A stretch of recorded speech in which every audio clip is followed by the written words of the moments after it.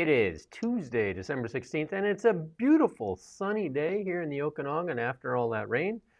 It's absolutely amazing here in Kelowna. How are things out there in the nation's capital there? Very cold, but there's a little bit of sunshine for the first time in a long time, but it's about -6, I think, right now.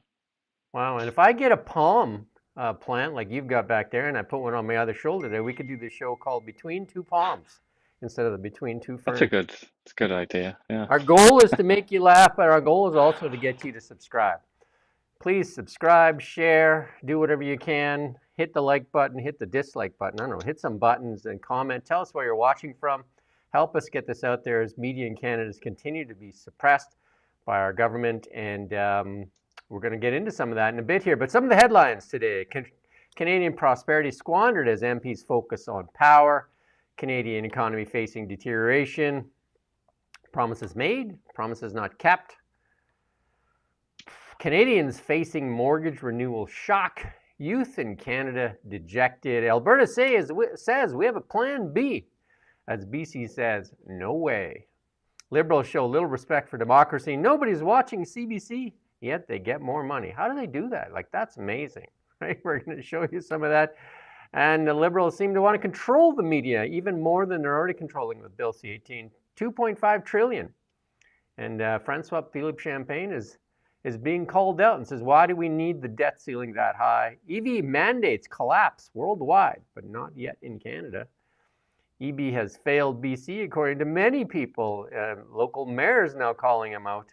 ABC, Australia's public broadcaster, gets called out as well by one of the victims' daughters. And Australians reach out to Trump with a plea. And is peace closer in Ukraine? All that and a lot more on the Really Big Show. I mean, actually, I'm barely touching on some of the stuff we have. We have actually a really big show. Ed Sullivan would be proud of today's show. And the big thing, the big trade talk, we're closing off 2025. The big promise from the Liberals and Mark Carney was a trade deal. And we're supposed to get it by July. And here it is. The end of the year. I don't know what graphic that was. Where'd that come from? Somebody hacked our system there. Here it is. We're closing off 2025 and nothing. Let's listen to this clip here from and Kate Harrison on CBC, what she has to say about it. There's no link. Well, we're going to have to find the link because we're going to have to play that one. You should be able to find it from that Mark Nixon there.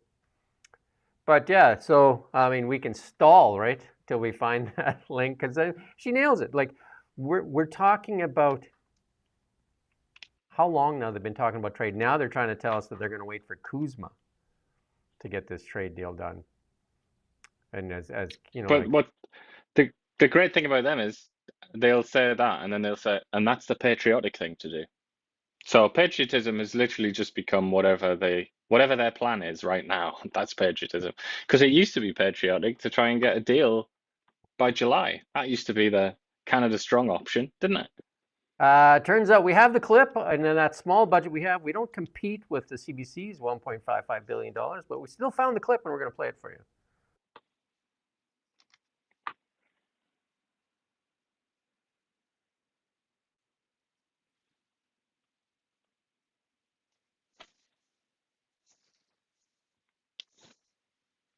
No audio.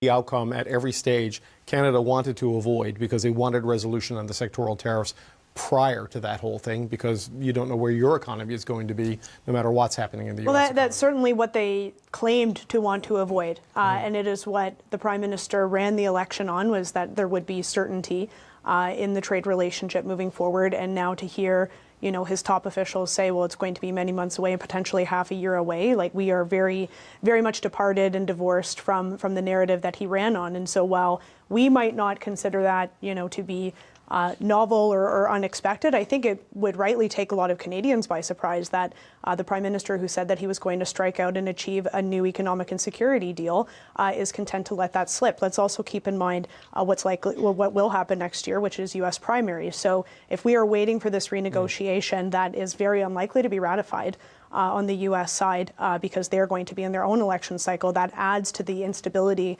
and the uncertainty that Rob is talking about in terms of investment here. So I think we're talking about the economic risk. There's, of course, a political risk as well to the Prime Minister in terms of what he said he would do during the election campaign and the reality that we now have. And lastly, I just have to say this idea that Donald Trump is going to, find religion and treat Canada with some goodwill and Kuzma is foolhardy. He's been pretty clear about what he expects of Canada, and I don't know how waiting for a Kuzma renegotiation to have him say the very thing that he's been saying already for the past year is going to have Canada emerge from that any more successful.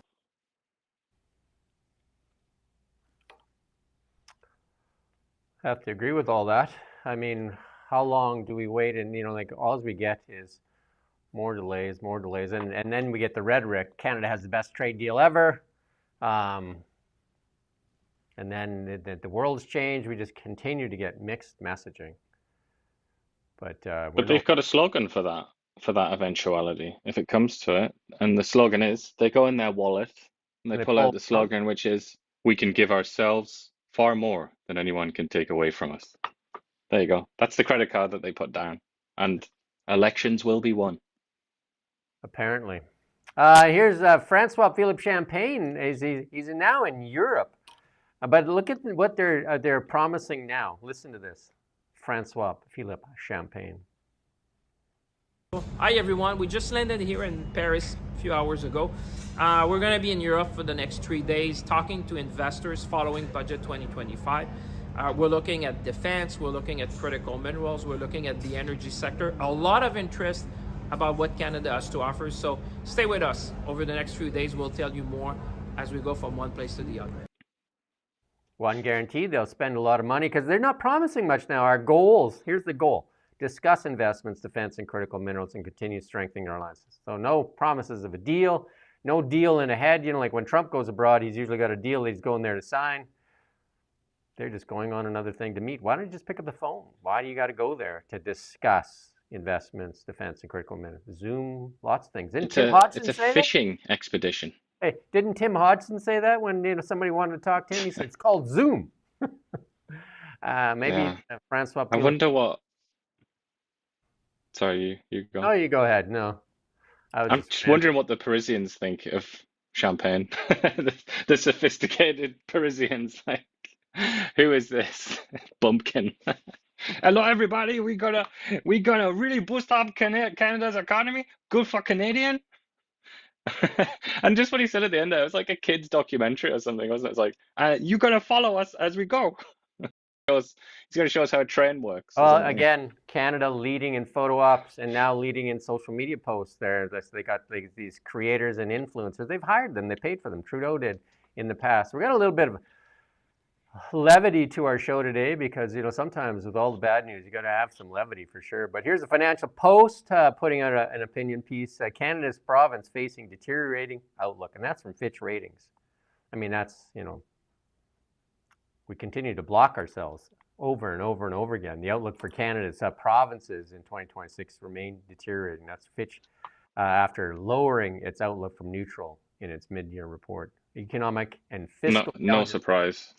Economic and fiscal challenges continue to tilt slightly negative for provinces, despite resilience this far. I mean, BC's had its ratings dropped as well. BC is in fiscal hell, but it's certainly not the only province. I mean, there are definitely other messed up provinces. But then there are special circumstances in BC, aren't there? Evie likes to pretend that it's the engine of the Canadian economy and all that, but in many ways, it's kind of ground zero of 21st century dysfunction in Canada, where even the very land that you do business on and live on is in question now. That's uncertain because of David Eby's moral campaign that's blown up in his face. Here's the chart that you talk about a lot, just to show you how Canada compares to the United States and the euro in household debt as a percentage of GDP. Shocking, stupefying, unsustainable. It's just madness, isn't it? I mean, it's painful just to look at. It's catastrophic. But, according to them, it's all good, right?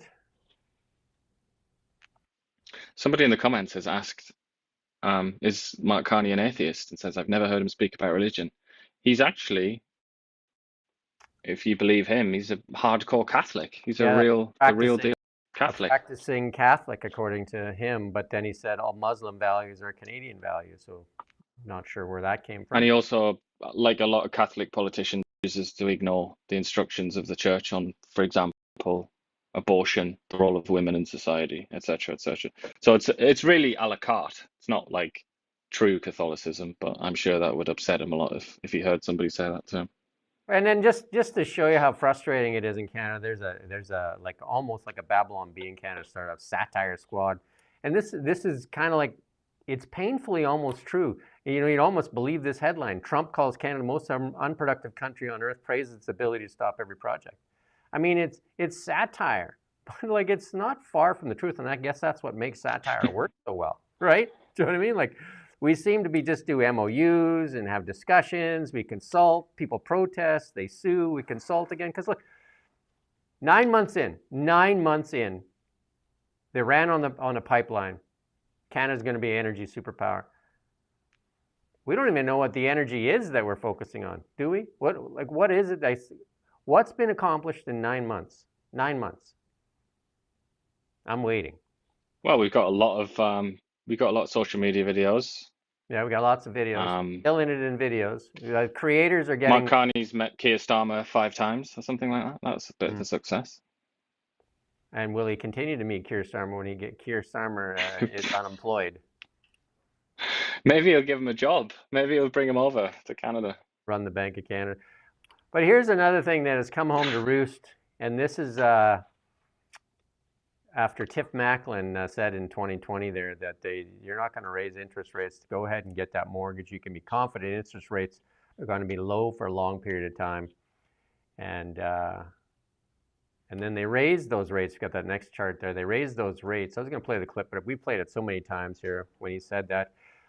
They raised those rates in unprecedented fashion. Look at that. It's never been done at that speed. It went from 0.25 to 5. And I mean, that's huge. And now, right now, a lot of those mortgages are coming to renewal time. And it's called payment shock. 46% hike in monthly payments for those renewing their mortgages right now. 46%. And after that, you know, like I've done interviews, 67% of Canadians, like $200 away from meeting their monthly obligations. And all of a sudden you get a 46% jump in your monthly mortgage payment. And that's, we interviewed, Steve McDonald interviewed Aaron Marsh here in Kelowna of Ramponi Marsh Mortgages. And, you know, some of the strategies are to extend your mortgage time, like to extend it. You know what I mean? Like, that's not really helping, but I mean, it's a way to make it, right? But this is happening. We've been talking about this for a long time as mortgages come for renewal. You know, people that took out a 5-year mortgage at a low rate, now they're refinancing at much higher rates. And we can only look on at the Americans with their fixed rate, like 1.5% mortgages and things, like 30-year fixed rate. No, we don't have They that. have no idea how glorious that is, do they? They are, or maybe they do know, but I feel like they just take it for granted in America. But it's like, you just have to salivate. You just look at that, don't you? And it's like, wow, 1.5%, 30-year mortgage. Yeah, and then there's an example on here that they use. If you go on Kelowna now, and you can read the story, and use the example of a mortgage, a $500,000 mortgage, which is pretty low in Canada, especially, you know, in this Kelowna area where the average house price was over $1 million. But a 25-year amortization in 2020-21 was 1.79% over 5 years. And, you know, that was about a $2,000 payment. But now here we come with renewal time, and it's 3.99. 3.99. So that $2,067 payment is now $3,018. That's $951 more. And many Canadians were only a couple $100 away from meeting their monthly obligations. That's catastrophe, isn't it? Huge. But as you point out, 500 grand's not going to get you much, is it? In Kelowna, it might get you like this is going to be double that, one-bedroom apartment or something. I know. Oh no, lots yeah, of absolutely. people. This is just an example, but I know lots of people that were doing, like, you know, $1 million. They're making, you know, $1.2 million. That's an average home in Kelowna. and say they're carrying $1 million mortgage or $800,000 mortgage. So this is in the, like approaching $2,000 increase. And nothing changed. Nothing changed. Groceries have gone up. Like we talked about it yesterday. If you go watch yesterday's show, Canadians paying the price, liberals and elites and other politicians and the people at the highest rung doing extremely well. Well, most Canadians continue to suffer, and that is being ignored. And then that tax break they keep promoting was $11 for the lowest end of the rung in Canada. $11 a year, that's what the benefit was. And for the average Canadian, according to the PBO's office, was about $250, not the touted $868. And how dishonest is it to talk about that as a tax break anyway? Because it's obviously, you have to look at it net tax, and that includes property tax, everything else, provincial taxes.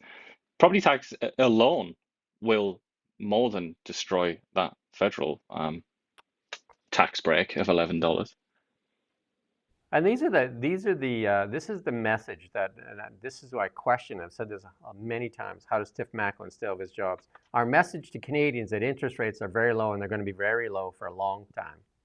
If you got a mortgage, consider making a major purchase, or you're in a business considering making an investment, you can be confident that rates will be low for a long time in an unprecedented fashion. There it is right there. Unprecedented fashion.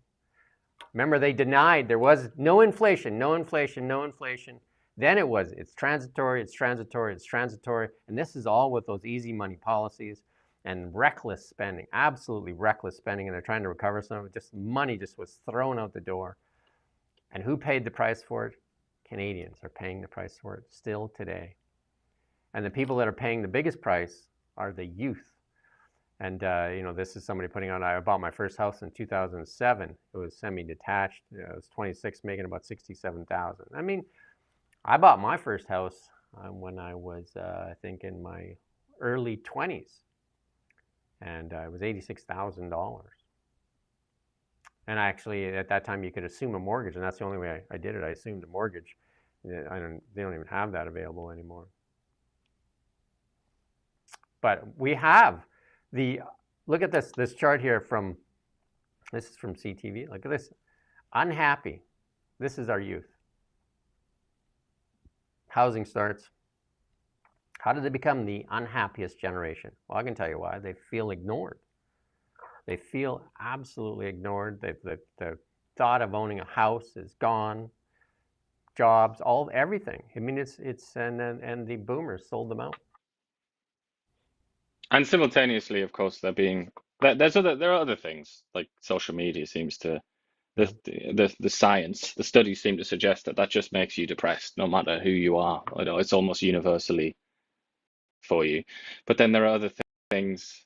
I mean, there's so much in the politics, and they're being reliably disinformed. They're being subject to a vicious and well-organized disinformation campaign to persuade them that they are responsible for forest fires and things like that, and for the world ending in the next 10 or 20 years. And they're being, I mean, not so much these days since she moved on to anti-Semitism, but being fed propaganda from the likes of Greta Thunberg.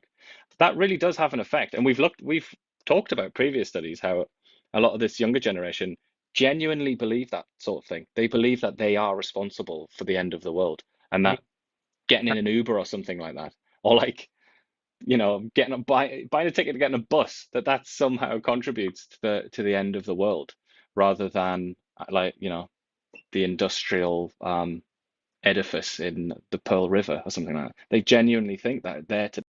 And if I was under that impression, I think I would be pretty scared and sad as well. Yeah, let us know if my sound improves. We pass that along to our tech guy again. We don't have the $1.55 billion that CBC has, even though the cost of readership or viewership on CBC continues to skyrocket as they have less and less viewers, but take more and more taxpayer dollars. Amazing, isn't it? Here is some good news, though. Got to put out some of the good news. Tech Anglo-American deal wins Ottawa approval after promising billions in spending. So this deal finally got the approval because the shareholders approved it, and it was like 99% by Tech, 99% by Anglo-American. And part of their promise was to put their headquarters in Vancouver. That doesn't mean they're going to do a ton here, but there is some promises. And this is Jolie said she signed off on the deal late Monday. Jolie said in a statement she determined the merger will be a net benefit and called it a significant win.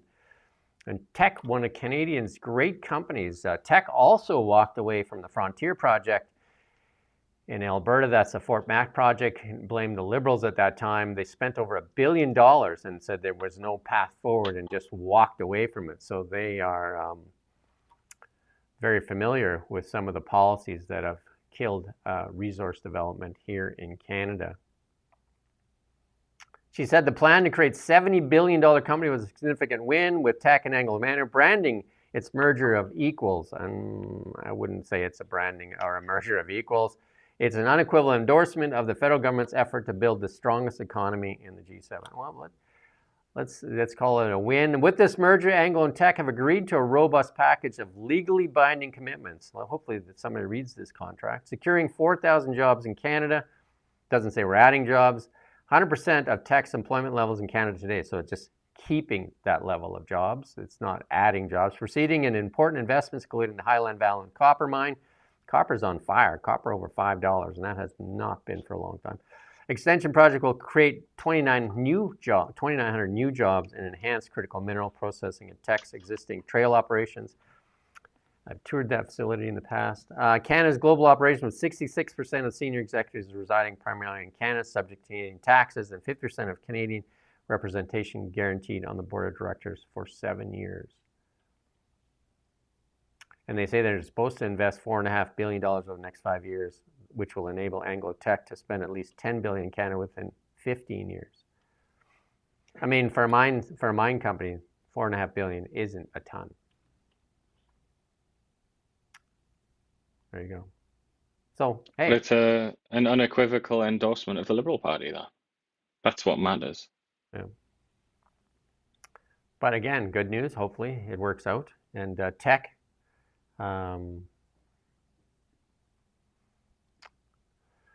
but the big one, the oil pipeline, gas pipeline. And here's Adrian Dix saying, no way. Let's play Adrian Dix here. He was the former health minister, now the energy minister here in BC. There is no pipeline. There is no proponent. There is no route. There is no plan. There's no possibility of anyone, because shippers pay through tolls for pipelines, no possibility of anyone paying for the pipeline except for the public, Honourable Speaker. Something we have made very clear, Honourable Speaker. Our government's job, British Columbia's job, is to defend British Columbia, Honourable Speaker. And we are doing that by promoting projects here in British Columbia that will bring real wealth to people. Not fantasy projects, not memorandums of understanding. They don't create anything, Honourable Speaker. What we bring here are real projects, like the North Coast Transmission Line, which the member opposes, Honourable Speaker. Like 18 proposals we brought forward in February, 12 of which the Honourable Member proposes. We support economic development. It's why BC is leading Canada in projects and leading Canada in economic growth. Leading Canada in economic growth. Can we see those numbers? I thought this was a white supremacist symbol. Is Adrian Dix a white supremacist now? I didn't know that. But you never know. Sorry, I just have to say as well, the sound of the speaker going, shh, or whoever that was. Like, the BC Legislative Assembly is such a joke. It's such an amateur SHIT show. It's so cringe. Every single time you watch it, it's just a bunch of fools that have absolutely no idea what they're doing. And it's funny the first few times, but when they're talking about something like actually important like this, it becomes something else. It becomes very sad. There was a time when, like the title he has, there was a time you would have an energy minister and then maybe a climate minister, so they could actually debate and talk about different policies. But you have an energy and climate minister, that those two things sometimes, according to the Liberals and the NDP, would be at complete odds with each other. Most of the time, yeah. So you have the one guy that is definitely on the climate side of it, and then so that's why we get nothing going for energy. But we also have to zoom out a little bit, and we have to acknowledge that it's not really his bailiwick. is it? Or David Eby's. It's Mark Carney's. Yeah. All eyes should be on Mark Carney. He has the power to tell Adrian Dix and David Eby to go and, pound sand, as they say. He can do that. And he can render these people just, pointless fools screaming into the void. So the fact that they have any kind of standing or any kind of weight behind them is a consequence of Mark Carney's failure to be decisive and clear and to lead. Daniel Smith says, we'll just go around. Nutrien did it. Nutrien went to the Washington coast. Danielle Smith says she's open to shipping oil to the Pacific via the U.S. Northwest. Is the U.S. Northwest going to become Canada's vehicle of shipping? Potash is already going there. And she says if BC blocks that pipeline, we'll just try the U.S. instead. And her first preference, she said, is BC, but she can go to Washington and Oregon instead. And here's the path. Here we got a little map that shows you how they would do it. I must confess, I don't know the legal arrangement in the United States. I don't know whether they could refuse that at a state level, Washington and Oregon, or if Washington, D.C., like the White House, could overrule them. I think the White House can overrule them. But if it's anything to do with the states, both Oregon and Washington would say no to that, wouldn't they? Because they're cut from the same cloth, at least on the coast. They're cut from the same cloth as Vancouverites. They may be a little bit more moderate than Vancouverites, a fraction closer to the center, but they're still extremely hostile to fossil fuels and ignorant of the role they play in our civilization. So could be tricky as well. Yeah. And then there's just another opinion piece you can go read. And rhetoric and MOUs don't make us an energy superpower. And that's basically what we were saying. Like, when are we going to actually get stuff done? Like, 9 months here, and we're still talking, right? And fast forward another 9 months, and I'll bet you anything we're still talking. But what are we Smith's working? got this dream, hasn't she, of like by the spring next year, like it's all gonna come together. We'll know what's what. Like I wouldn't be so confident. So here's our energy. But she has to be, obviously. So here's our energy minister, and where is he spending his time? Let's listen to this clip and tell me if this is where the energy minister should be spending his time. You're one away from a majority now. Do you think you can convince more to come over? Is there some people ready to defect? Let's say I'm getting lots of inquiries. I mean, Tim Hodgson being credited with the guy that convinced Michael Maw to move over. It's an affront to democracy. Like, I mean, if you want to win seats, go through an election. But Tim Hodgson seems to be working the back channels to win a majority by whatever method they can, when he should be focusing on getting a pipeline, not trying to win whatever trick they can or whatever they can to win a majority. They should allow the Canadian population. We only get a vote every 4 years typically. And this is a total disrespect for the voting process. But he would say, and his sycophants, his communications department, for example, the CBC, would say this is actually a means to that end, because if he does these sly little backroom deals and gets a majority, then all guns blazing on natural resources projects and nothing to stop them. They can do anything then, because they won't have to go and try and bribe the Bloc Québécois or whatever. Who has stopped them so far? I mean, they got their Bill C5 and they said, let's do it. Like, nothing has tried to slow down any energy. If anything, it's been encouraged.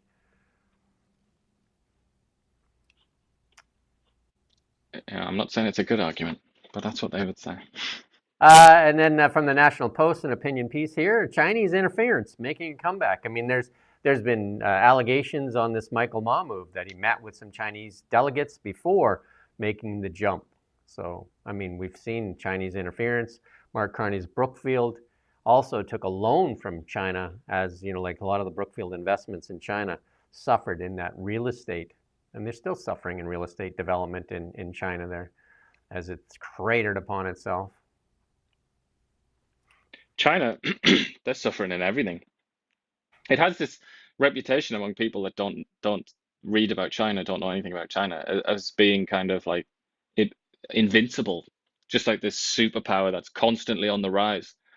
In reality, China's debt situation, the housing situation, which is sort of intimately linked to the debt, demographics, like China is an extraordinarily troubled country, very, very, very troubled.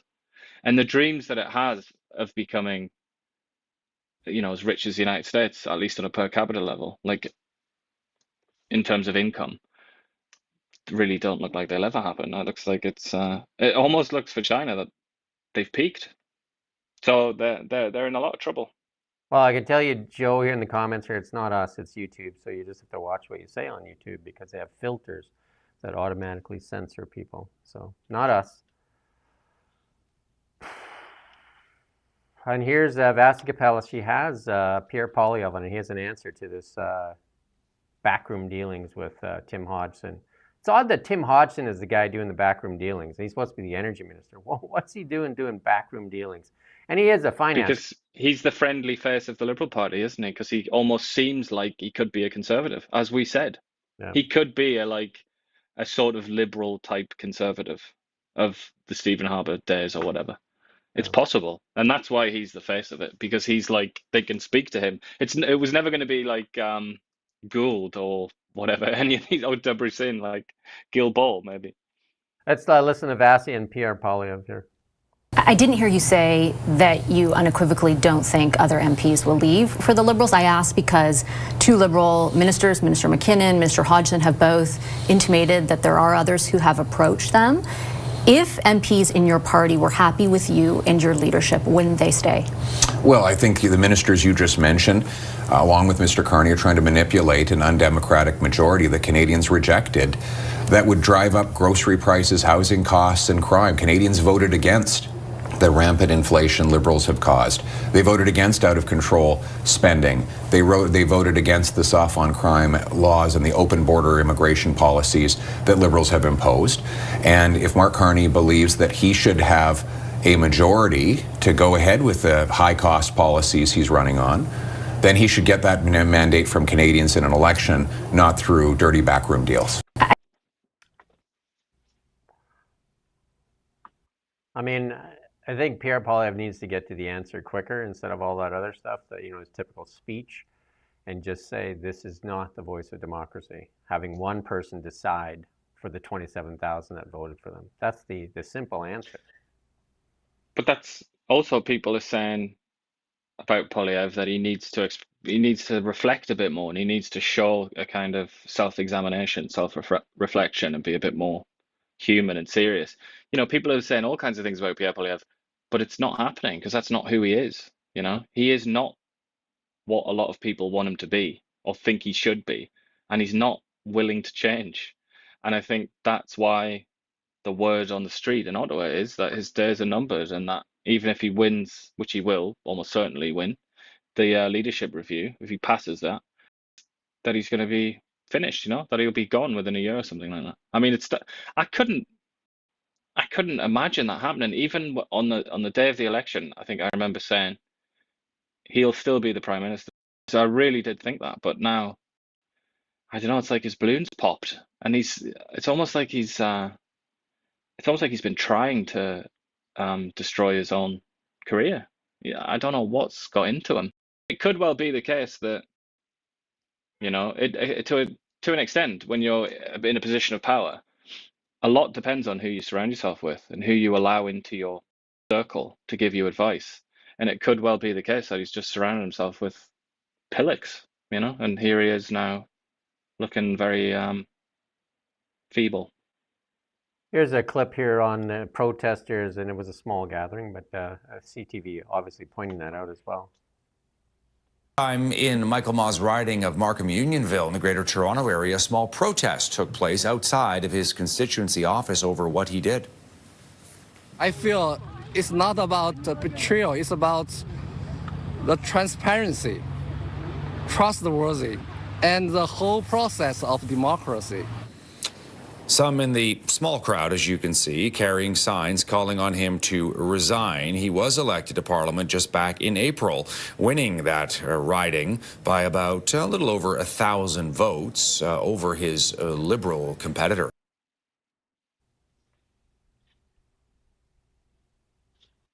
CTV making sure they use the word small several times when there's a protest they like, then they will just talk about protests. Not they wouldn't put those adjectives in there, but yeah. Is it just me? I mean, this is a completely neither here nor there kind of comment, but is it just me, or is it like Chinese Canadians, I assume from Hong Kong in most cases, are almost like the only people left in Canada that will go and protest? I'm thinking about Richmond, not just the Cowichan thing, but also you remember the what was it, the open drug use site that they had there, and the massive protests, and they were all Chinese.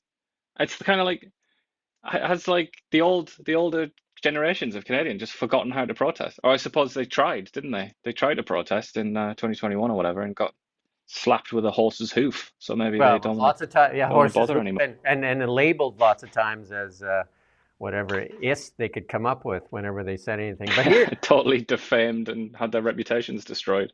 And that is important to note. That didn't happen, did it, with the drug use site in Richmond? And it's not going to happen to these either, because the people that would do that thing are afraid to do it because it's people of Chinese origin or people from China. So they're just like, oh, can't touch that. That would be rude. Here you go. CBC and Al Jazeera viewers consider themselves uniquely informed, and that's from an Elections Canada report. The two TV networks were named by self-described informed voters when asked where they got their news. Imagine that, eh? Findings were drawn from 13 focus groups nationwide. Elections Canada paid over $160,000 for the research by Earnscliffe Strategy Group and Ottawa Pollster. Why don't they ask us? We could do it for cheaper than that. Few Canadians, this is the best part, few Canadians watch the CBC according to Numeris, formerly the Bureau of Broadcast Measurement. Ratings have declined for years and trail private sector TV and radio networks. Like, they're actually worse than the private sector and several independent media outlets. Fewer people are watching, and that's from the chief research officer at Numeris. He testified that in 2024 hearings of Senate Transport and Communications. It has a steeper decline than other outlets. All TV networks showing downward trends in audiences over the past 10 years. The CBC network itself does tend to have a steeper decline. Yet, they seem to have a steeper incline when it comes to funding. Focus groups participants were questioned on their media habits in April 28 general election that saw Prime Minister Mark Carney campaign on a promised, listen to this, $150 million, and they got it too, increase in the CBC's $1.4 billion grant. Canadians rely on CBC. I'm just not sure who those Canadians are, because fewer and fewer watch it. We'll not only increase CBC's funding by $150 million, we'll also make the funding statutory, meaning Parliament as a whole will need to approve any future changes to its funding, not just Cabinet. By strengthening our public broadcast, we are protecting our identity and our culture and helping it to shine around the world. There's no shine on that apple. No. I do find this funny, this story quite funny. That at the top there, it talks about a wide array of news sources, including the CBC, the BBC, the Associated Press, Al Jazeera, Reddit. It's like Reddit, yeah. You think that's a good variety? All left liberal, pro-establishment. Although Al Jazeera, a different kind of establishment, I'll give you that, but still. And here's what the problem is media literacy. People don't even know that. The most basic facts about the news, people don't even know that the CBC is left liberal, for example. Like, some people still refuse to believe that. There needs to be a certain amount of almost like training or education of people so they know what it is they're getting. So if they read the CBC, they got to know what prejudices the CBC embodies. But I feel so many people don't know that, have no interest in learning that. Listen to this statement from Carney. Carney called the CBC the most important of Canadian institutions. Wonder why. What work does it do for the Liberal Party? Any budget cut is an attack on our Canadian identity. If elected, my government will take action to enshrine and protect and strengthen the CBC for generations to come. Nobody's watching. It says right there, nobody's watching the CBC. Their audience continues to shrink. Who watches it? Older people. And the Liberals themselves watch it, and it's their echo chamber. So that's where they get the reinforcement that they need on their messaging. You know, they say a message, but it's also hear it back to themselves. It's like the Catholic Church used to grant something called the imprimatur, which let you publish something. It was like that's what CBC does. It gives the imprimatur to the Liberal Party's ideas. It gives it official blessing, and it helps with the kind of moral or the ethical cover, and it creates a whole kind of moral universe almost, I would argue, even though it's completely irrelevant as a news source day to day. It's like garbage, as everybody knows, bar a few decent articles every week or so. So we're going to show you the CBC website later on. We're going to highlight some of the fraud, waste, corruption, incompetence here in a bit, and then we'll show you what they covered, because I'm going to guess none of it. But and here's another one. James was the first journalist kicked out of the Carney presser. It was Carney's launch event, and this is Canadian Association of Journalists condemned Carney for blocking reporters from his event. I mean, this is going on and on and on, right? I mean, we've been trying to get you into the parliamentary gallery. We've been trying to get it. Mark Miller, has he responded to you yet? That's a good question. Mark Miller, have you got a response to that email? Yeah, I need to chase him down. But it's, you don't they? These people whose salaries we pay to serve us, whose job title is literally public servant, but they do really nothing of the sort. They're Liberal servants, aren't they? And here's some more bad news for the CBC, because people are not watching the CBC, they're watching social media, and that's what Bill C-18 does, is block us, independent media outlets, from utilizing the audience we earned serving our community of 200,000. They've taken that away from us. It's over 2 years now they've taken that audience away. But Instagram, TV app, coming to Amazon Fire streaming device. Who's got cable still? Who's paying for cable? I haven't had cable forever. You have cable still? Sure don't. Yeah, I don't know. Who's got a telephone, a landline, all that stuff? You're here from Holly Donald Blacklocks. The budget office yesterday challenged Finance Minister Francois, I love his name, Francois Philippe Champagne. I wish I could have a name like that. Mine is so like blah. Francois Philippe Champagne sounds important. To explain why he seeks a 20% hike in the national debt ceiling. The increase would take the permitted borrowing to a record $2.54 trillion. So that budget, are they going to stick to it? Why do they need that big increase? Parliaments may wish to request that in a new report to Parliament to assist in the review of the new proposed amendment. And Budget 2025 did not provide any specific details regarding how the new proposed maximum borrowing was calculated. The debt ceiling has jumped more than $1 trillion in 5 years.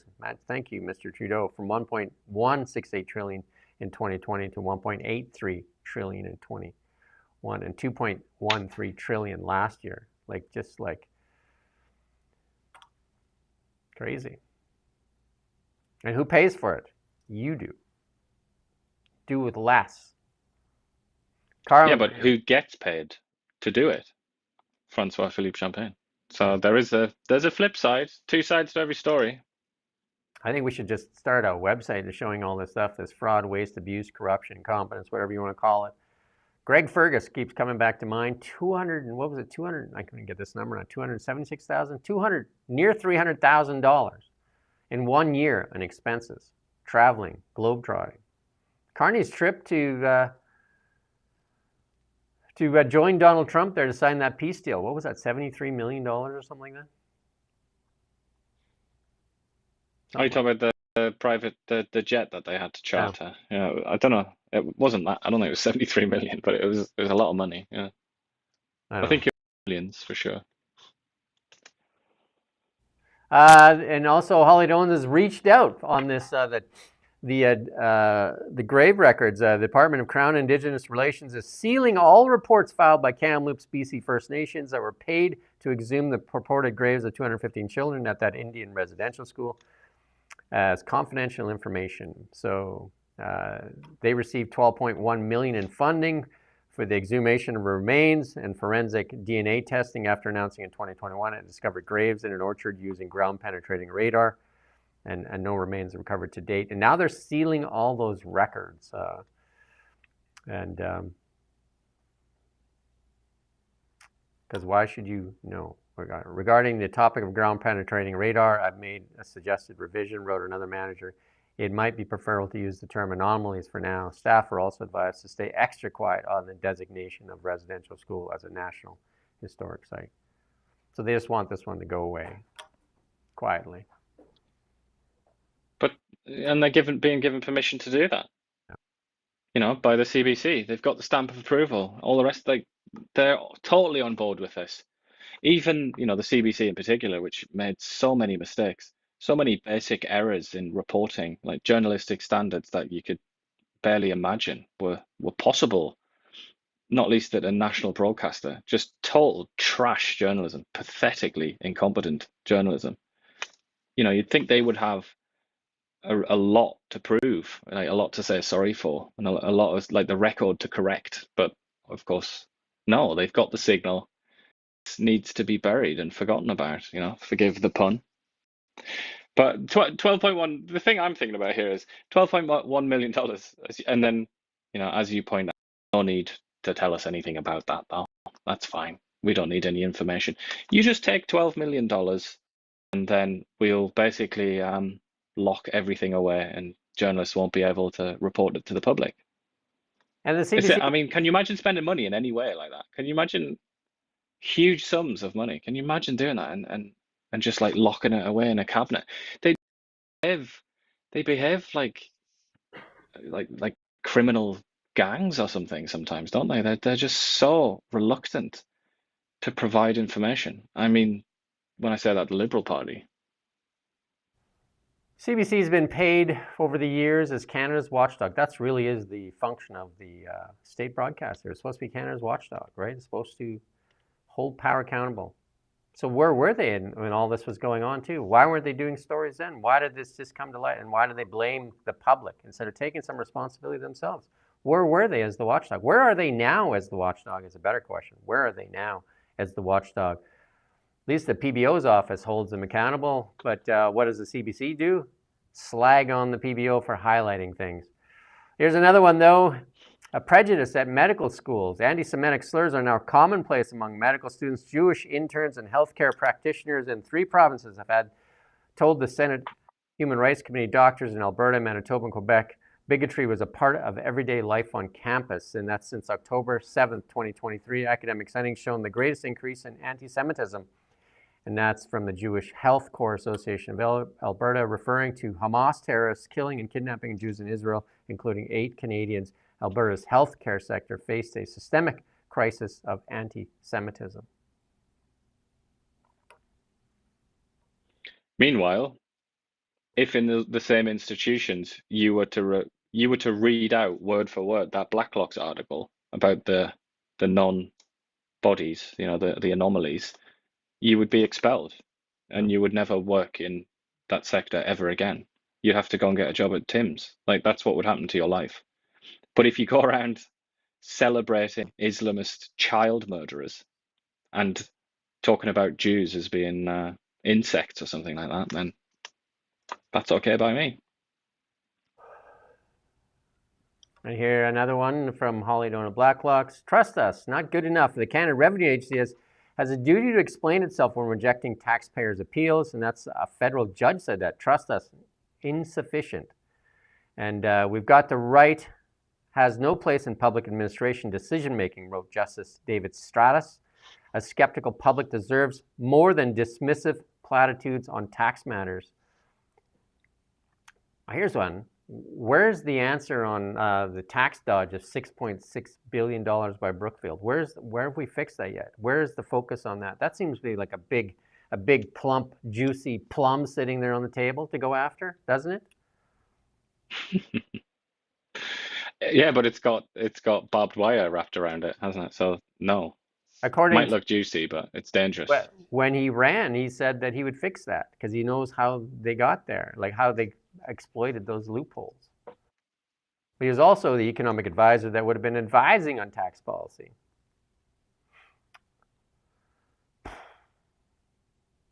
Sometimes you just don't know. And Defense Minister McGuinty there, David McGuinty, says that he's confident Liberals will get military procurement right. Why now? What have you been doing before? Hey?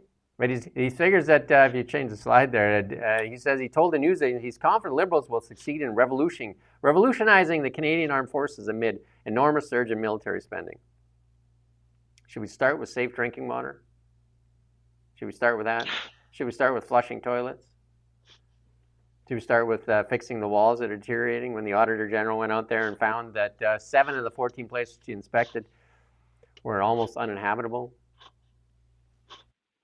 Should we start with making a decision on some jets since Stephen Harper decided to buy the F-35s? How come AUKUS is buying nuclear subs and Canada is looking at South Korea to buy diesel subs?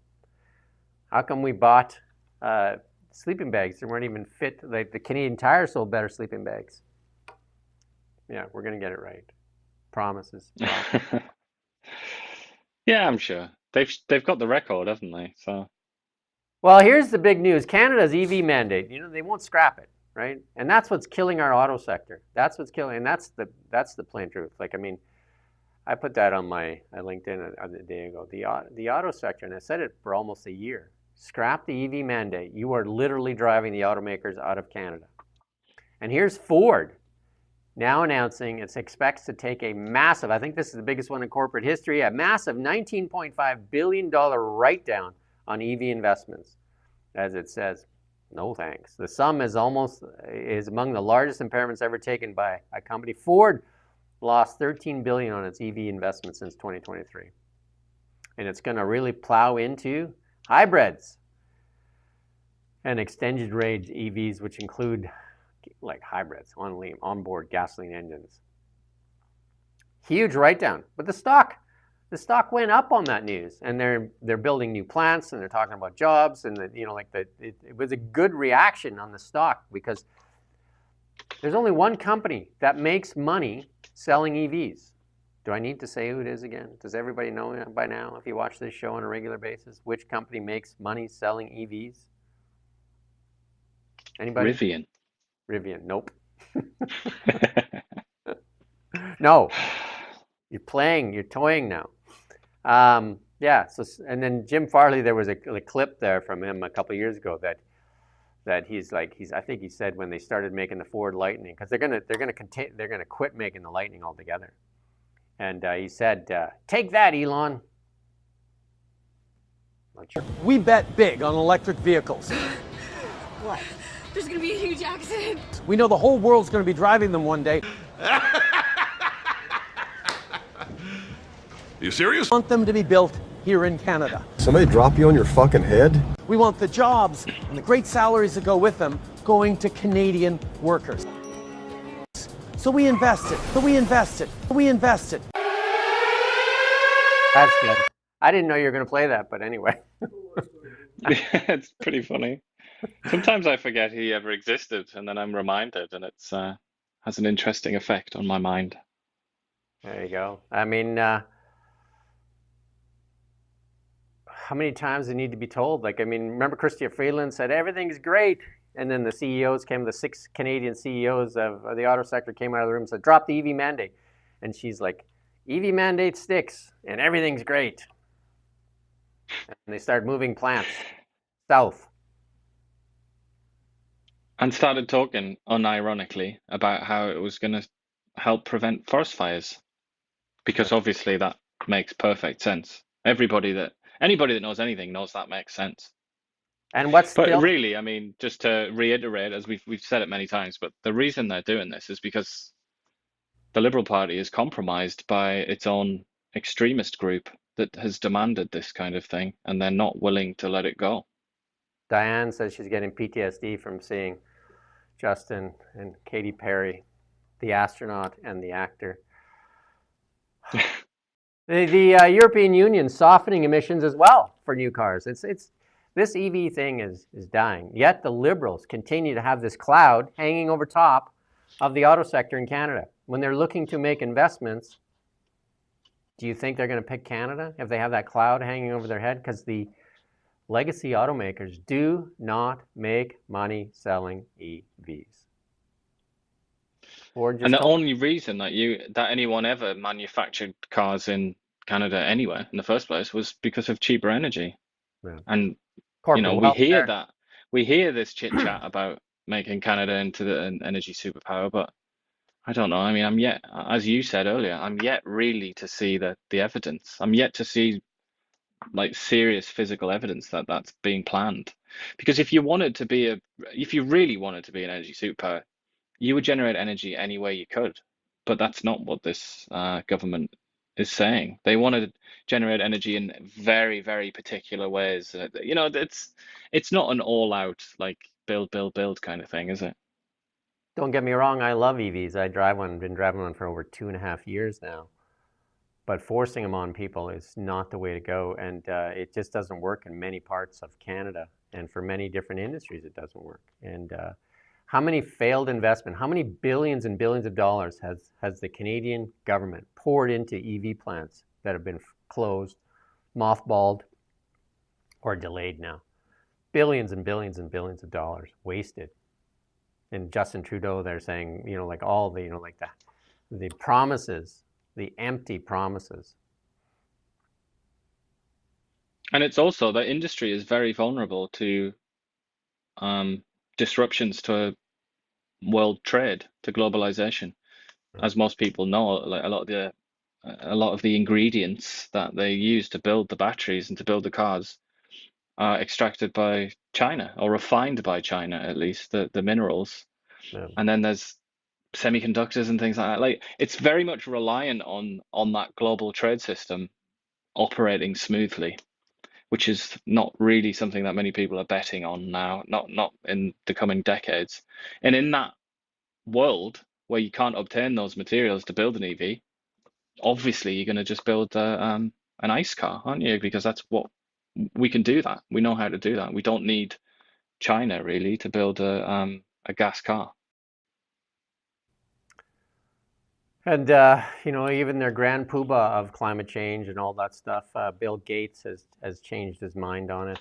But you are seeing less of it being talked about, even by the CBC broadcaster. It's not like it was before, where you just screamed at people, because it's fallen quite short of all of its goals in that. And we look at what's happened to the Canadian economy here. We've squandered our prosperity, and we continue to do it as well. And that's the bad part. And energy superpower, 9 months. Ask yourself, what's done? What's done in 9 months? And then if you're looking across the border there, what has he done in 9 months or a year, almost a year now? Well, it's been a year for him. And what have they gotten done? And you compare that. You start putting down, if as an accountant, you put down what they've gotten done and what we've gotten done. It's night and day. Let's move on to our BC news. Live from the Now Media Newsroom.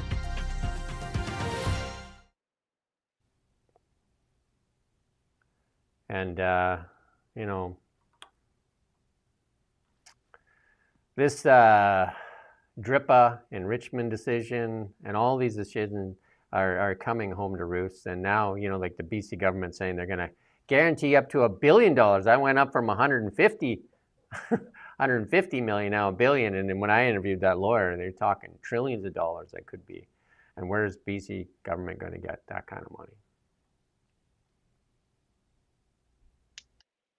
It's going to seize your assets.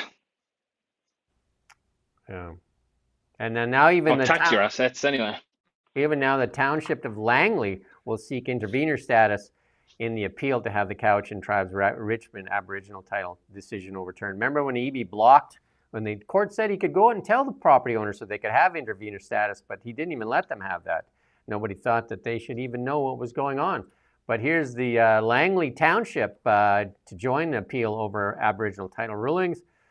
And the Township Council approved a member motion brought forward by Mayor Eric Woodward and seconded by Councillor Michael Pratt, citing the need for stability and certainty in private property rights, which the mayor said was the foundation of the local and provincial economy. You can add Canadian economy to the end of that as well. If you don't have property rights, do you have a nation? Well, I suppose they don't have property rights in North Korea. Is North Korea a nation?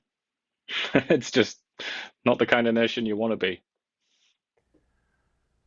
And then David Eby also brushing aside calls from 15 Metro mayors to reverse course on his housing legislation. And we also saw that in that interview I did with Gavin Dew when he proposed the stuff on the Airbnb legislation. They just don't like admitting they're wrong. So 15 Metro mayors warned mandatory density and zoning have triggered backlash and chaos.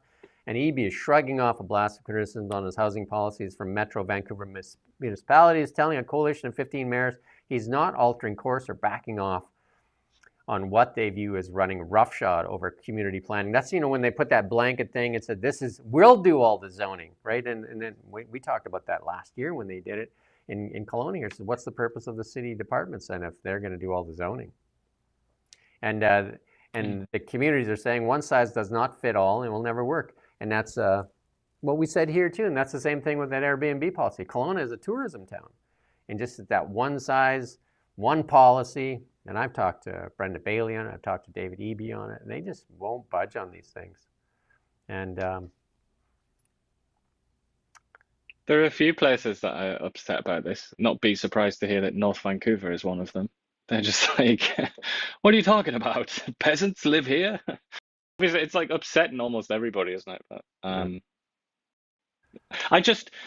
we've said it so many times.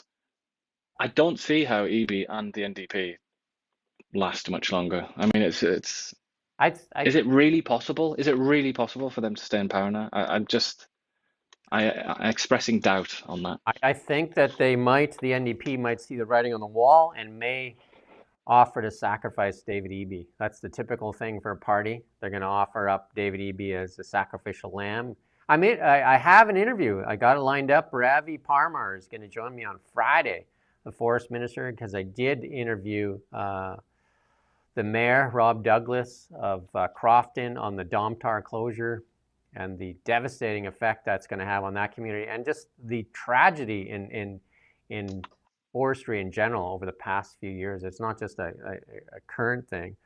And Tim Hodgson promising more money.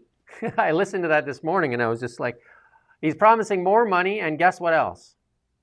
Committee hearings. Like what committee hearings? Like that for sure will fix things. And we listened to that clip earlier where they said, they got their unemployment. I'm not sure if that's going to be enough. No, it's not going to be enough. Unemployment pays like a fraction of what they were getting at these jobs.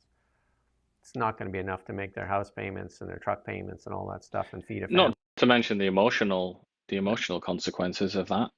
Like there are still, I'd still say the vast majority of people hate the idea of that, and they would lose. They would lose pride in themselves and all the rest of it, as well as their town.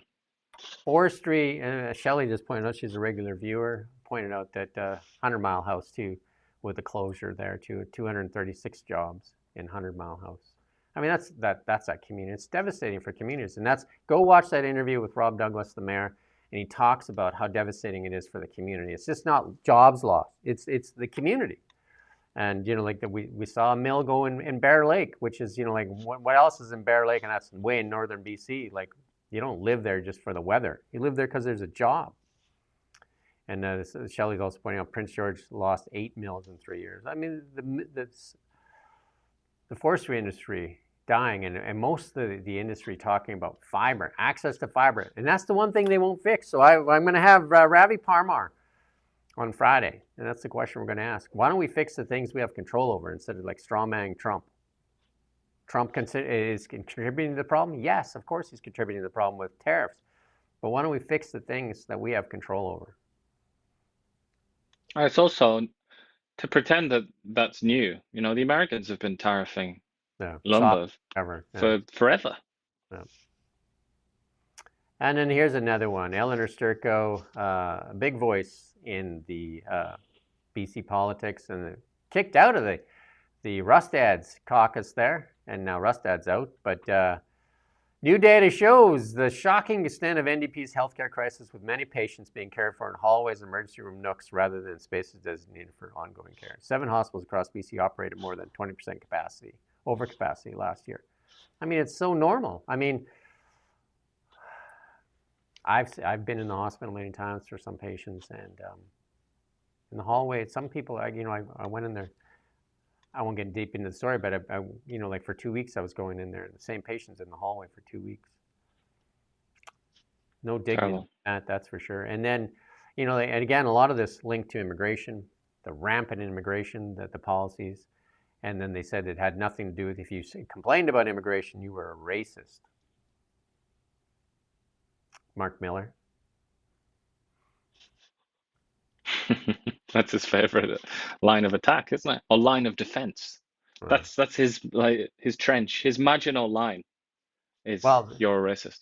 The CBC did a good job of helping with that as well. When somebody complained, they would run stories on you, so you were scared to talk. And again, you and I talked about it, I think, off air.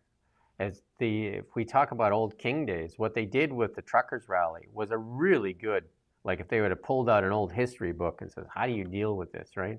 Put heads on sticks at the gate. You freeze bank accounts. You put a head on a stick at the gate and let people know this is what you get for defying the government. Yeah, but obviously with mutatis mutandis, the necessary changes.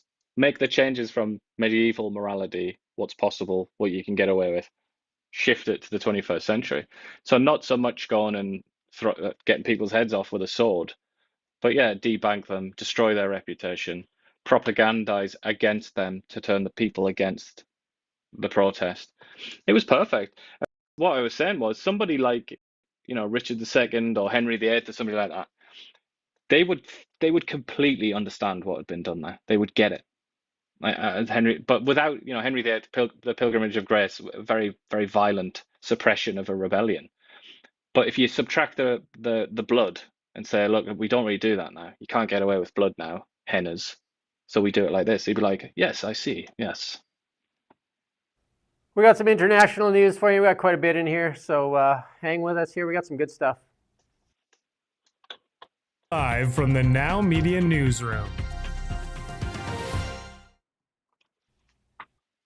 Before we get into that, we promised to go look at the CBC and all the stuff we covered here. Let's go do our regular daily peek at what the CBC is covering today and see if they're covering any of that stuff. I don't know who Jimmy Lai is. Hong Kong. He started a newspaper in Hong Kong that was, looked upon with disfavor by Beijing. Pretty obscure for a Canadian audience, to be fair.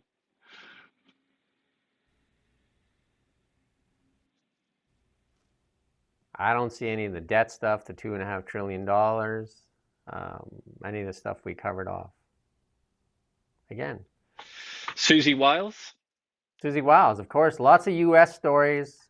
No prejudice at medical schools. Nothing about the Fed sealing the grave records. Nothing about that. You'd think people would be interested in that.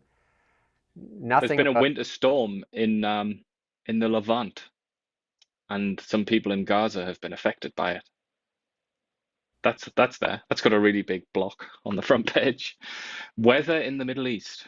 Hey, nothing about CBC having a shrinking audience but a growing budget. Nothing about that. Nothing about that. I wonder if those two things are related. Putting as one of your main stories, the weather in the Middle East. Not even particularly bad weather either, just a little storm. Well, let's hit the international. Maybe that's linked to your lack of popularity. In the international news, this is the ABC, which is the Australian equivalent of the CBC. They're interviewing the daughter of a victim who was shot and hospitalized in the Bondi Beach terrorist attack here. And let's play a clip from her.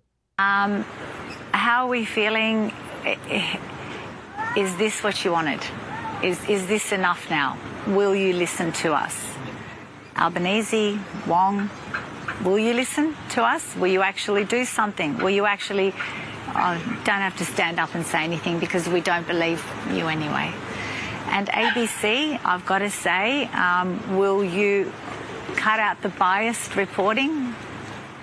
Mainstream media, we feel will you cut it out? Will you actually let us have a voice? Because we feel that part of the reason that the Jewish people have experienced such a massive change in Australia towards us. I mean, I'm Aussie. You know, and I'm not a religious Jewish girl, but a woman. But since October the 7th, since all the hatred that's been thrown at us, I started to wear my Magen David because I'm Jewish. And if you have something to say, you can say it to me. And ABC, please stop with the biased reporting. Victoria, we are so sorry for what you are going through and what you have been through, and we really hope that your father recovers.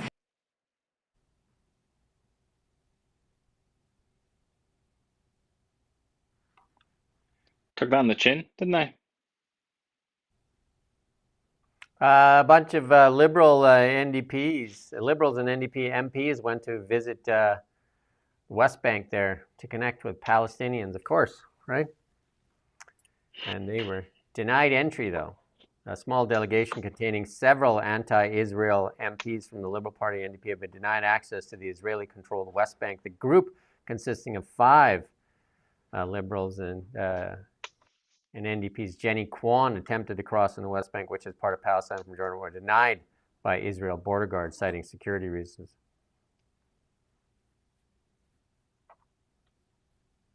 Big surprise there, isn't it?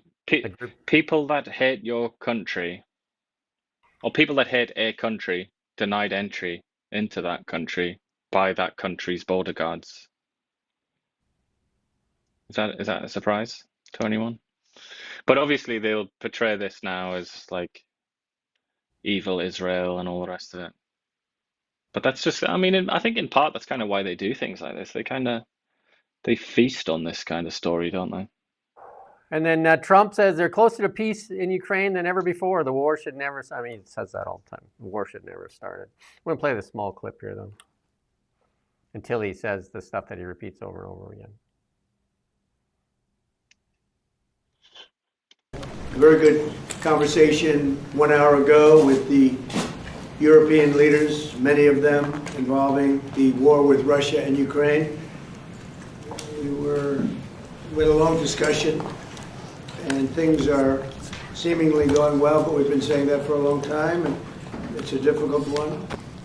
We had, as you know, settled 8 wars, and one was having a little problem yesterday, Thailand and Cambodia. We were able to straighten that out. There was some killing going on that shouldn't have happened. We appreciate them working to get it straightened out, and they have. The security protocols yesterday were... That's good. I mean, he's saying they're closer, but including the European Union now saying that their security plan for Ukraine has 6 key points. Ukraine peacetime military of 800,000 troops to deter aggression, a multinational force, Ukraine led by Europe and formed with the coalition of the willing. I like when they do this coalition, the willing. They'll help rebuild Ukraine's armed forces.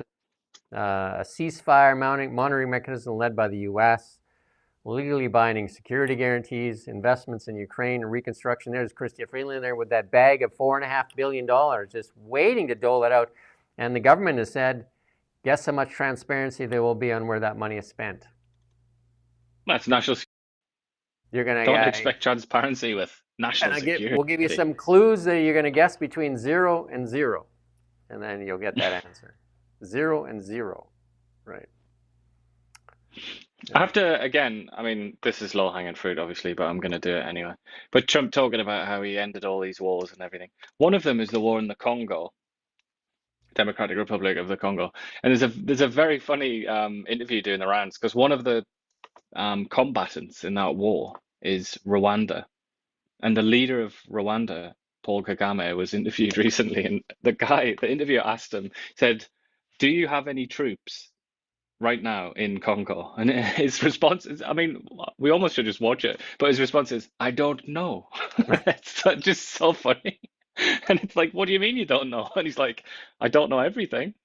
It's like, I don't know. because that war is obviously still going on. But I don't know. I mean, I suppose Trump's choosing to ignore all that kind of stuff so that he can get his Nobel Peace Prize. But he hasn't, the moral of the story is he hasn't ended that many wars. They're all still basically going on. India, Pakistan, to claim that he's ended that conflict, no chance. Like that. The hatred there is as strong as it's ever been. But he did announce the construction of a $7.4 billion critical mineral smelter and processing facility coming to Tennessee. It will create 540,000 tons of material a year in America. And that's going to be all those critical minerals, germanium, antimony, I don't know, a bunch of those names, a bunch of those critical minerals. Yeah. Just sounds like something out of Lord of the Rings, doesn't it? Or Harry Potter or something, but they're very important. But again, lots of deals getting done in the United States. Like, Ford has announced deals, Stellantis announced deals, Apple's announced deals. Like we can see the stuff that Tesla's doing down there. There's huge investment going in the United States. Huge, absolutely huge. And in Canada, lots of hand-wringing and no pipeline. I think that would be the number one thing to do. Like if you were in the Liberal caucus, you would write that on the board. Pipeline, number one, get it done so that Canadians can say, okay, so we're moving ahead. We're getting stuff done. Not on the board. Get defections. Doesn't work like that, does it? Yeah. Defections. Yeah. President Trump signing. This should have been done many, many moons ago, and it should be done in Canada too. Classify fentanyl as a weapon of mass destruction. How many people have died in Canada? How many people have died in the United States from fentanyl? And we won't play the clip here because he just basically says fentanyl has killed too many people and affected too many families. And especially the stuff that's being manufactured with precursors from China. And we're using Canada Post to ship these precursors. Isn't that amazing? Canada Post doing the heavy lifting for the drug dealers. But I mean, you've talked about it with Japan. You can also look at like Singapore and Thailand and other countries in Asia. Like one of the main reasons that this happens is because, and Trump's aware of this. He's talked about this before. One of the reasons is that the system of punishment here is very lenient and also very to actually get a conviction and to even just to charge someone. The standards are high. As a consequence, it's the perfect place to do this kind of thing because the drug dealers and drug takers can operate pretty freely. And Trump even said, if you remember, didn't he? He said, my choice would be to execute all drug dealers. I'm paraphrasing here, but you're not ready for that. He said something along those lines. It's like, I think he and many other leaders in the West recognize what it would take. Well, because we know, because there are countries, Japan, that we can go and visit, as you did. You can go and visit these countries. One of the key ingredients is an extremely harsh judicial, punishment if you do drugs or if you traffic drugs. In 10 days I was there, zero homelessness that I saw, that I witnessed none, and then also drugs on the street and anything, graffiti, very clean, everything clean. Not even garbage cans around. You have to take your own garbage. Take your garbage with you. Don't dare drop it on the ground. Everything was absolutely clean, and yeah, they have a zero tolerance. Plus, they have lots of safety nets, so it can be done. It's the largest city in the world, the absolute largest city in the world, and they can do it. Why can't we do it? I was walking around 3 o'clock in the morning, and every day for 10 days there, going for a walk, not feeling scared. And I've talked to many people here. Would you go for a walk in Kelowna, in downtown Kelowna, at 3 o'clock in the morning? I have yet to find a person that say yes. So I don't know, in Ottawa, would you go walk downtown in Ottawa at 3 o'clock in the morning for 2 hours by yourself? I wouldn't do it and expect to be safe, put it that way. And then Donald Trump, moving ahead, was suing the BBC for what they did when they tried to paint him as an insurrectionist on January 6th. And we're going to play this little clip from Trump and then a little bit from the GB News Network.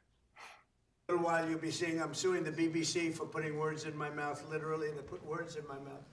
they had me saying things that I never said coming out. I guess they used AI or something. So we'll be bringing that lawsuit. A lot of people are asking, when are you bringing that lawsuit? Even the media can't believe that one. They actually put terrible words in my mouth having to do with January 6th that I didn't say. And the beautiful words that I said, right? The beautiful words, talking about patriotism and all of the good things that I said, they didn't say that, but they put terrible words. That's good.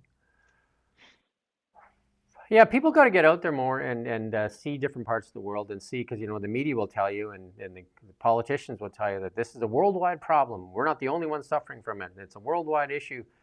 And again, the largest city in the world,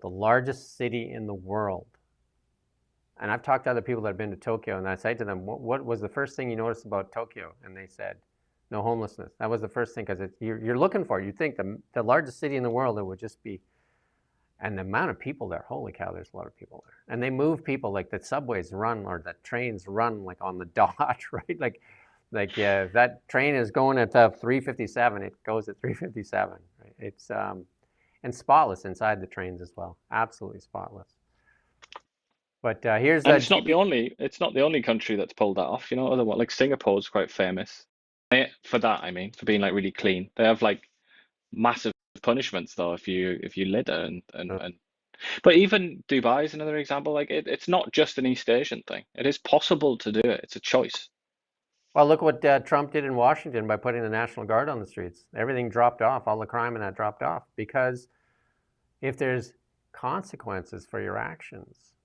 But here in Canada, one of the things that I've said is if the consequences to your action are better than your current situation, then, you know what I mean? Like you break a window, you get a can of Pepsi, and the worst thing you do is you get arrested, you get a warm bed for a couple hours and a meal, and then you just get thrown back out. And a lot of interest in you from various groups and organizations. You might even be politicized by groups of people who want to celebrate you or protect you or whatever. Here's GB News on the BBC. They're not fans of the BBC either.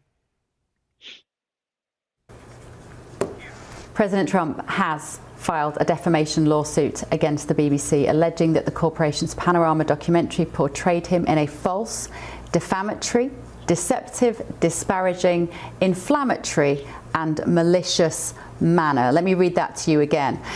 He says the Panorama documentary portrayed him in a false, defamatory, deceptive, disparaging, inflammatory, and malicious manner. He's seeking damages of no less than $5 billion.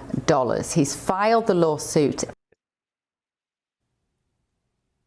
I think if the CBC wants to change the way they are and they say they want to change and attract more audience, hire this lady and give her full editorial control over the CBC and fire everybody that's there, including Rosemary. Can you imagine that? Let her run. That would be like putting the cat among the pigeons, wouldn't it? That would be like putting the Food Inspection Agency among the ostriches. That's what that would be like. It would just be a slaughter. I've watched her work, and she does good work. But I mean, a lot of UK journalists are really good at what they do. And Iain has actually worked in the UK at the Daily Mail. They do good work. I mean, Canadian journalism, and you can talk to this. Like, what does it look like in general? Like when you look at the CBC and CTV, and then they just look like they're just like, you know, like at the begging bowl and don't want to upset the people that are putting the porridge in their bowl. One of the worst things about Canadian journalism, not necessarily the ethics or the biases or whatever, it's the writing, inability to get to the point quickly. The amount of times that I've sat down and read a CBC article, because they do from time to time write articles that matter, that actually sometimes they have exclusives. And it's just like, I'm just reading it, I'm like, get to the point. We're on like the 6th paragraph or something. And it's just like so waffly and so timid and afraid. Whereas if you read British articles, they just tell you the story. The intro is a work of art in British journalism. The intro being the first paragraph. That's got to really sum everything up, and it's got to like art of the story. So you don't, you know, you're not like sat around wasting your time. That might sound like a trivial thing, but that reflects a manner of thinking. Like the British journalists think like that. It's like clarity, and it's like, I will give you the story, I'll get to the heart of it. In Canada, it's a lot of like deceptiveness and timidity. They're trying to like walk on eggshells and not offend people, and then it's it really suffers, I think, as a consequence. And in Canada, Bill C-18 crushes local independent media. It's been so crushing and devastating. Close to 100 outlets have failed since they put that into place. And we've asked directly to Mark Carney if they would repeal it. And we've asked Justin Trudeau as well, and they will not budge on it. And what they do is they continue to fund the public broadcaster that is not doing the work for the Canadian public. It does not represent the Canadian public. And it has a shrinking audience, and yet they continue to get more money. If you look at that, you have to wonder, and if media that holds power accountable is a foundation of democracy, you have to ask yourself, are the Liberals even interested in democracy? Yeah, we ask that question a lot, don't we? I would like to hear a defender of the Liberals give us an answer to that, I must say. Would Mark Carney sit down with this lady and do an hour-long interview? I don't think he would last or test. Maybe he wouldn't last with us, but there you go. Well, he doesn't sit down for an Canadian broadcasters, doesn't he? I mean, when was the last time he did an interview with a Canadian? It was actually Vasi in like the spring. I feel like it was. You listen. That's disgraceful. Where's the clamour? Where are the articles condemning Mark Carney for refusing to sit for interviews? You listen to I haven't seen any of those articles. You listen to the NDP and the Liberals say that Donald Trump is a threat to democracy. How many times have we heard that? Also calling him a fascist and a bunch of other things. How many interviews does he do? How many sit-downs does he do? And he does it with reporters. Yeah, he never stops. All day long. But he also does sit-down, like hour-long interviews with reporters. Yeah, Politico recently, which is very much not his friend, ideologically opposed to him, but still sat down, gave him exclusive. Tons of them that he doesn't like, and he'll sit down. And I mean, I'd rather have Mark Carney sit down with you and I and call us nothing but crap, but answer the question. Yeah. Yeah, and to be fair to Trump, he does call them crap, but it's not like the entire time. No, he gets a few. He gets a few in, but he doesn't like spend the whole interview doing that. He does actually answer questions. Yeah. So yeah, I mean, I would take that. I would take that happily, having something like that, even if he did want to take a swipe at us. And then this is a foil. This is a Brian Lilly putting this out. They're gonna. Well, let's watch this clip first. And this is a pro-Palestinian group that was going to attack LA on New Year's Eve. So, as I mentioned in my talking points, on December 12th, a group of individuals, again members of this anti-government group, traveled out to the desert to test their explosive devices. They had precursor chemicals there, and they were going to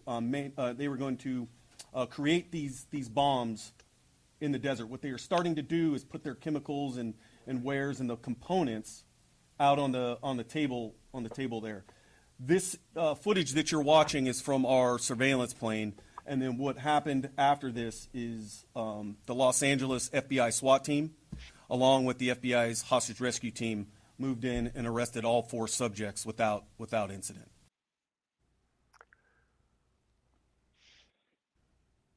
Left-wing terrorists.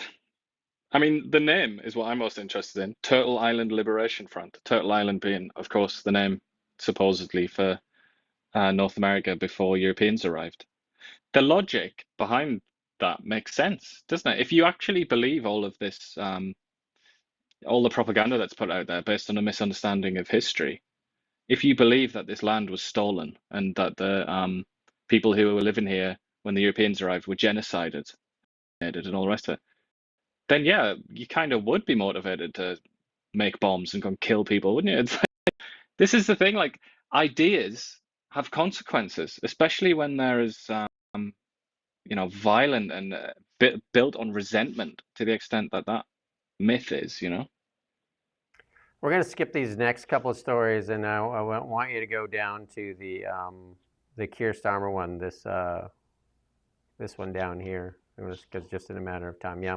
Let's play this clip here, because this one here is troubling. This is your friend Keir Starmer on farmers in the UK. Is the Prime Minister aware that some farmers who have terminal diagnosis now are actively planning to expedite their own deaths so they hit before April? Is he aware of that? I've had discussions with a number of individuals who've drawn all manner of things to my attention. Is the Prime That's good. So Keir Starmer, they're looking to raise some more taxes, and farmers looking to beat a deadline. Bear in mind, farmers in England, a lot of them really are like, they live pretty close to the margins, and their property, because it's land is really valuable in England because it's a tiny country with loads of people on it. Their land tends to be valued at like an extraordinary sum, like in the millions, but they're not millionaires in any meaningful Land sense rich because and it's all that money poor. is in the land. Land rich, cash Yeah. poor. Yeah. And now they want to tax them more when they die and give their farm to their kids or pass it on into the family.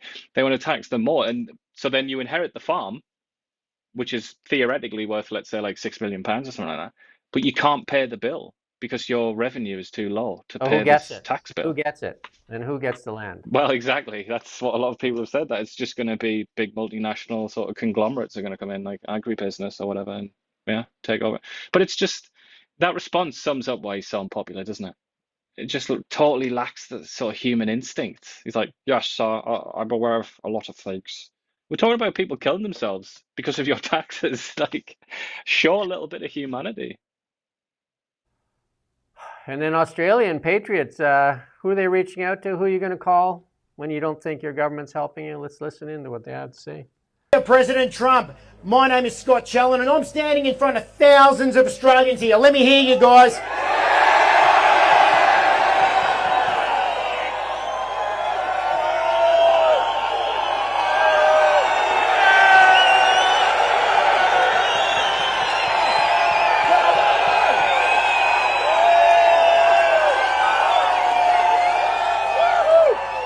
Mr. President Trump, with all the heartfelt respect in the world as the greatest ally of the US, Australia, we think you're awesome, and we know you've done an amazing job to close your borders, make your country safe, and make America great again. We know that you're meeting with our Prime Minister, Mr. Albanese, on Tuesday the 20th.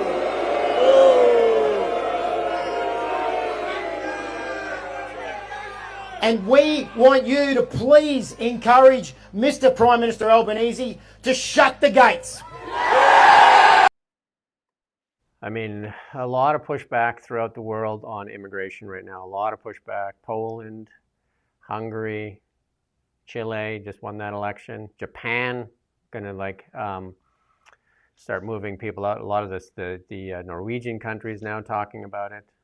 Lots of pushback everywhere.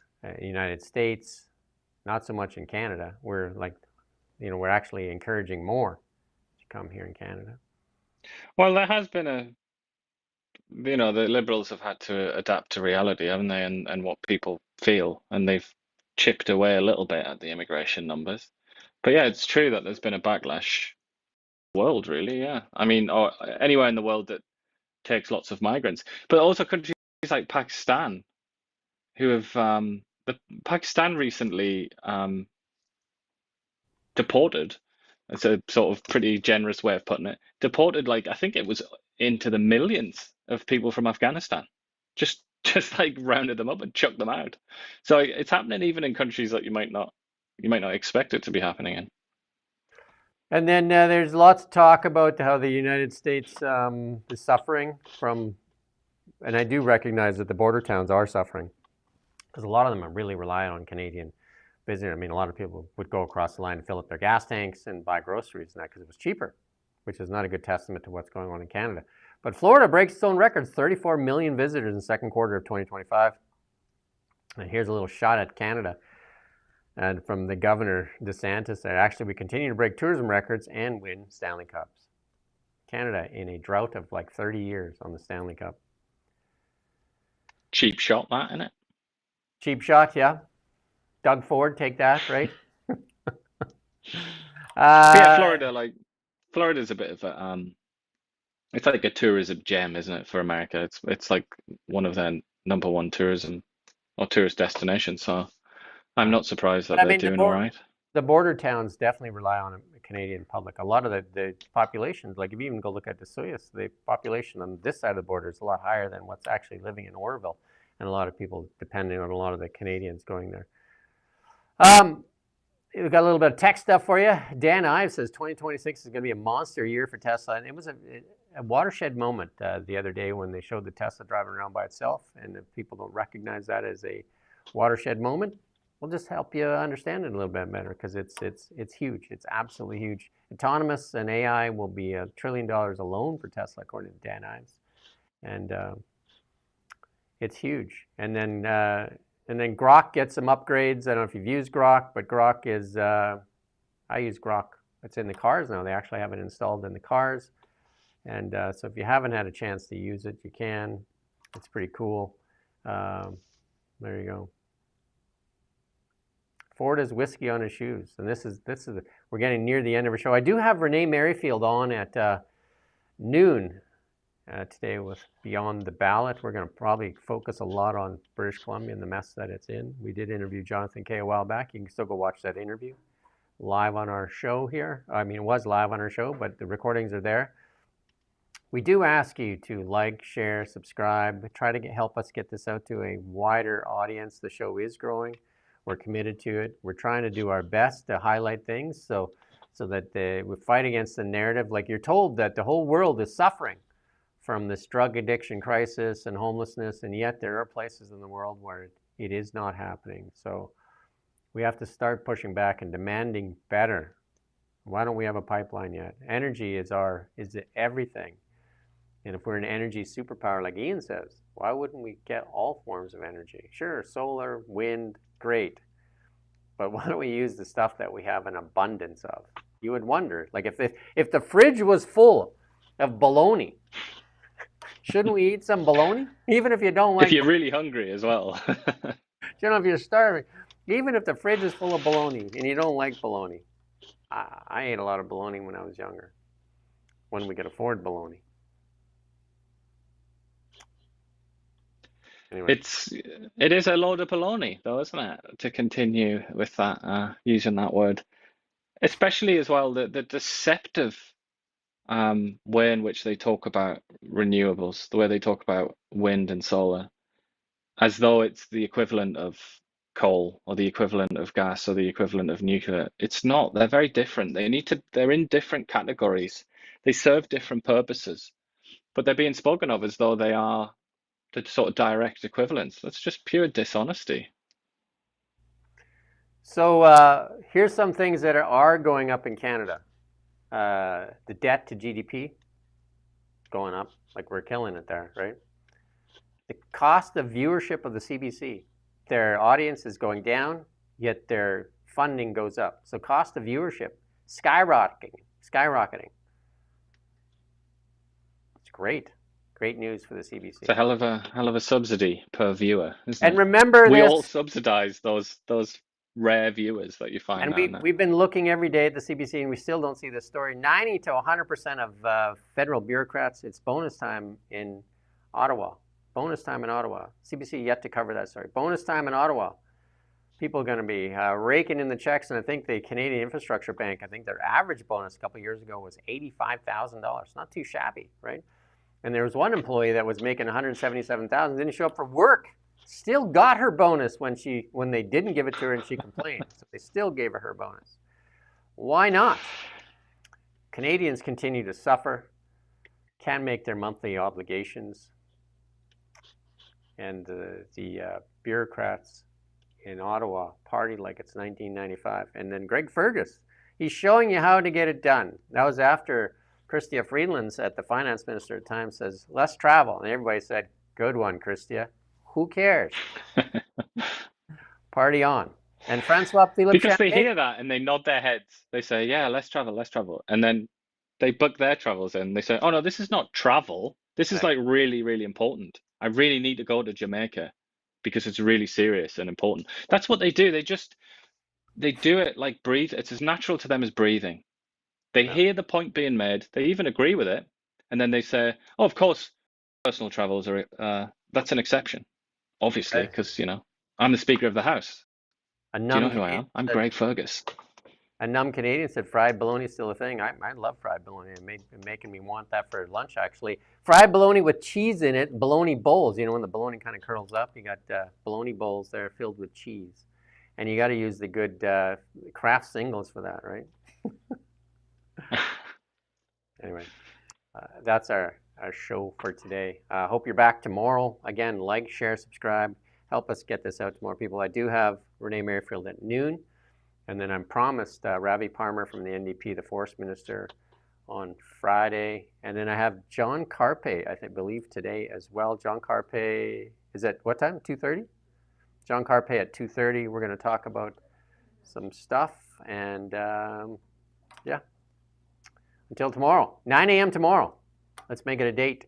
And if you could share and subscribe and get this out to more people, we would appreciate it. Thank you for watching Now Media.